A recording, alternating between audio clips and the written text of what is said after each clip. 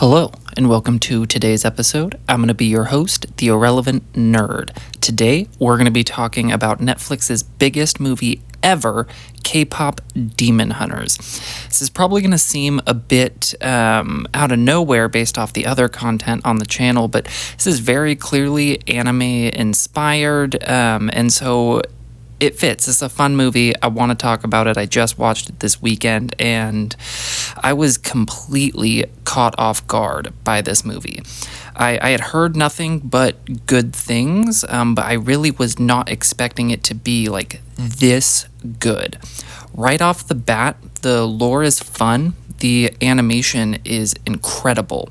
It looks like anime smashed together with Into the Spider-Verse, which I know it's done by Sony Animation, and they are really putting out fantastic work over there, and I cannot wait to see what they do next. The comedy is so quick-paced and is genuinely hilarious. There's not a lot of cringe moments or anything like that with the comedy. The visual gags feel so fresh, even though the animation is a little familiar because of Into the Spider-Verse, but this does some new things with the medium that genuinely got laugh-out-loud moments from me.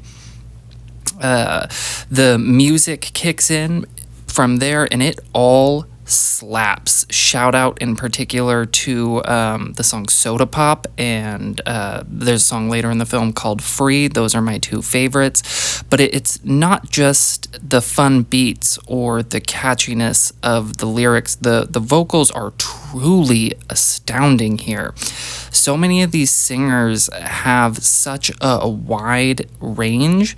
The action scenes are so fun. The choreography of the fights is extremely well done and very obviously anime inspired, and there are a lot of the fights in this movie where the hits sync up with the song they're doing, like they sync with the soundtrack very well, and it just adds another layer, and it's breathtaking. The characters are all great. The main three girls, the K-pop group Huntrix, they're the Demon Hunters. They're all charming in their own ways. They all have their own different personalities, and they are similar but very different from each other, but they have great chemistry together. The voice actors, the characters, it all just works. The Saja boys are perfect rivals and are all fun in their own ways. Jinu has my heart for forever. It's a beautiful man. And it's not just that you enjoy these characters because they're fun and quirky and have these great voices. They actually have arcs and character development that make you care about them. And it not just the main characters, there's a lot of fun side characters that also have their own growth and moments to shine in this movie.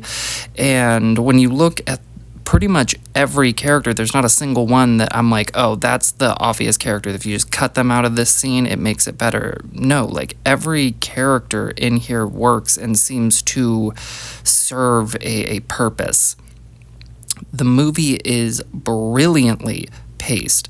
There is not a dull moment or any parts that drag. In the beginning, the middle, or the end, it all flows well, and it really does not feel like there's any good moment to just pause and walk away. This movie grips you from the very start to the very end. It moves so quick that there is no time to be bored, especially with all the fun stuff that you're seeing on screen and all the fun songs and sounds that you're hearing. And the finale is so satisfying. All of the conflicts all feel earned, and the resolutions and responses from the characters to what happens and what's revealed later in this movie actually makes sense and leave you feeling good about where the characters are and that the decisions they have made are true with the character that you've seen the whole movie. There's nothing that seems out of place by the time you get to the end here, and a lot of movies really don't finish the best. And so I was genuinely surprised at how well this one was able to close everything off in such a satisfying way for all of these characters, really, not just for the main character, Rumi. I know the three of them are the main characters, but she's kind of the central focus, but they all get something that is genuine and deserved, and it makes you feel good for them. This is genuinely probably the most I have laughed at a movie in years. Like, I really don't know how many years. I was cracking up from start to finish. All of my friends were cracking up from start to finish. I showed it to my son, and he was laughing the whole time. Like, genuinely, it might be the funniest movie that I've seen 3, 4, 5 years. I mean, I'm sure there could be something I'm forgetting, but this is what I really cannot think of a time that I laughed more.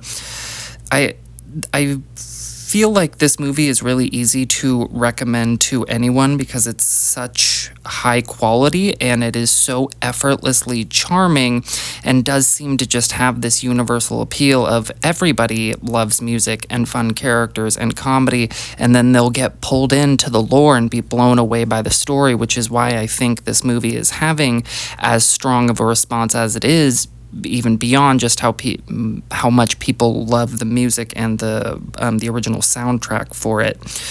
No notes. This movie for me is a 9.8 out of 10, 9.9 out of 10. It really is that good.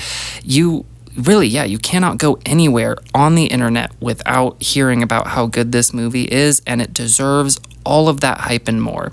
If you have not seen it and have Netflix, definitely check it out. It's only about an hour and a half long, and like I said, it's very briskly paced. You're not going to feel bored. You're not going to feel like you wasted your time at the end. This is a movie that is genuinely worth checking out, and I cannot wait for, I believe they confirmed a second and possibly a third one, and I will be watching those day one. That's my biggest regret of this movie, is I could have been watching it all summer long, and instead I missed out and I watched it at the very end, but I'm here for it and cannot wait to see where this world goes into the future. If you've seen it, let me know what you think. Did you love it? Did you dislike it? I haven't talked to anybody that's disliked it. I would like to see your opinion if you have. And really, I hope it's not just for the reason of, well, everybody loves it and it's a little bit overhyped. Overhyped does not mean bad. It just means it was not meeting your expectations. Like, if you don't like it, genuinely let me know what's your reasoning. I would love to see it. I love talking about these with people. If you've seen it, did you have a favorite song? Like I said, for me, it's probably Soda Pop or Free. Soda Pop is just so fun. Free is one that the lyrics are a little bit more meaningful, and it's more meaningful to the characters, and it's a beautiful song. But let me know what you think down below. This movie deserves all of its hype, and watch it if you have not seen it, and hopefully I'll see you guys in the next one.